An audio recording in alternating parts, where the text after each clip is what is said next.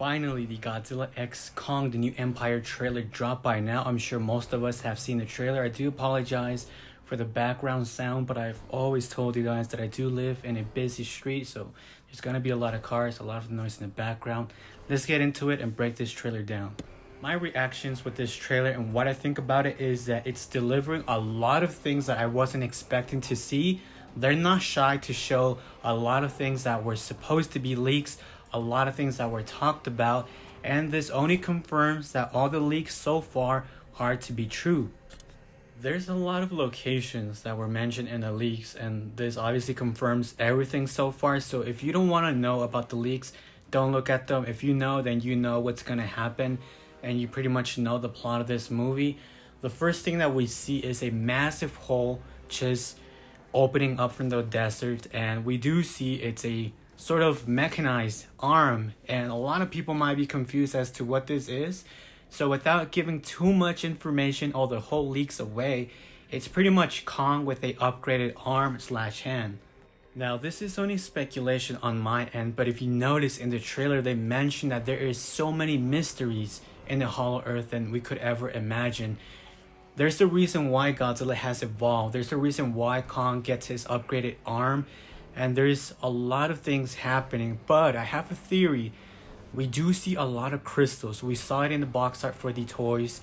And there's a speculation that I have. Possibly this could lead to Space Godzilla. Now, it's just a speculation. It's not confirmed, but I'm getting Space Godzilla vibes from all those crystals, from all those things. And as the trailer mentioned, there's so many things that humans don't know about Hollow Earth. Things that happened in the past. And from what I'm getting from this trailer, humans might have thought that Kong was the one causing all of that disturbance down there. Something was happening, right? Until they noticed that that was definitely not Kong. You see the big fingerprints from Scar King or someone else from the past, right? And then that leads to Kong exploring the Hollow Earth, exploring places that he hasn't been to, and that leads to him pretty much knowing about what happened in the past, you know, the ancient battles with the Kongs, the Godzillas, and then you do see Scar King. He seems to almost have all those Kongs as slaves. If you notice, they pretty much do fear him. Their expression says that there's a lot of fear. They don't want to challenge him. He is pretty much the throne king of that place. And if you guys don't remember, I believe Godzilla's or the species of Godzilla was the one that caused Kongs to get pushed out of their original home. And this is probably where they ended up in Hollow Earth, living under harsh conditions. And pretty much Scar King wants to take revenge for everything that Godzilla's and their species has done in the past. And that's not all. Kong is not the only one that will be having weapons. If you notice, there's this shot in the trailer where you do see Scar King using his weapon. That's the skeleton type of snake thing he has wrapped around his shoulders.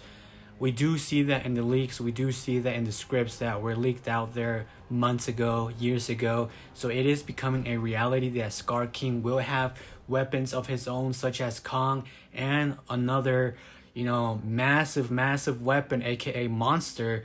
Like Godzilla has Kong, Scar King will have his own partner. At the end of the day, it's going to be like a tag team type of battle.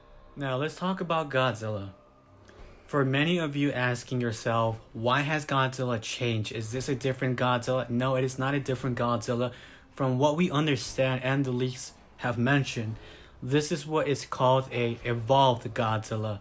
Now, there's speculations that supposedly this happened to him because he interacts with the Hollow Earth for a much longer time. Therefore, he gets the energy that he was always supposed to get from Hollow Earth. Now, if you do see in the trailer and in the teasers, Godzilla was resting in a massive cave. It almost seems like he's in an egg type of environment. He's gathering up all the energy. There's crystals, there's like veins popping around the crystals. Now those veins, you actually do see them when Godzilla is powering up. Now, why has he changed colors? It is said his power up is going to be similar to the spiral ray. And I really do like that. I know a lot of people were very iffy about its design. And including myself, I wasn't too sure about it, but now that I see it in action, it does look pretty nice. I like the overall color change. I like the dorsal plates. To me, the dorsal plates definitely resemble Godzilla 2000 and Godzilla 2014. If you notice, from 2014 to 2019 and beyond, his dorsal plates changed to a more classic look, right? But to me, Godzilla 2014 was special because of his unique design, right? His dorsal plates. Just look at his dorsal plates. They are literally 2014 combined with Godzilla 2000, and they look beautiful.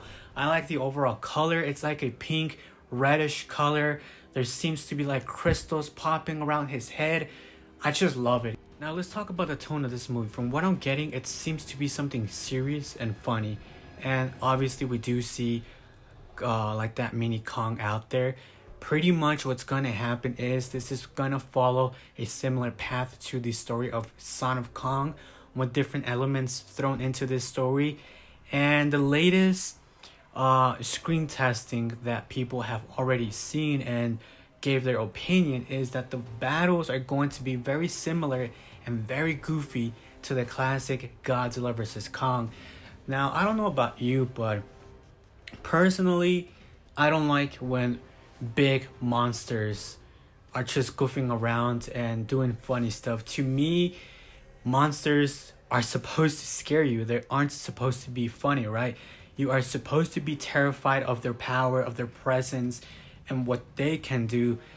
The moment they start to mess around with them and do goofy moves, unrealistic things, and it takes away from the movie for me personally. But again, I know this is targeting kids, teenagers, adults, so it wants to deliver a little bit of both to both audience out there. So it's understandable. But I think what made Godzilla Minus One so special is because it gave people the true Godzilla everybody has been asking. Something that terrifies you, something that actually kills, something that has a deeper story within everything that happens, and that connects us to those characters and Godzilla. And I think if they are to take that path of just messing around, then it's gonna be a hit and run. So a lot of people are gonna love it, some are gonna hate it. It's gonna be a mixed bag. And to me, I would prefer if they just tone down the funny stuff in the movie and take this to a whole different level. They have the element to tell great stories with the past. And from what I can see, there seems to be two sides. And we already knew this. There's people from the past that worship the Kongs and obviously Godzilla. From what I can tell, both of them seem to have now their special lair.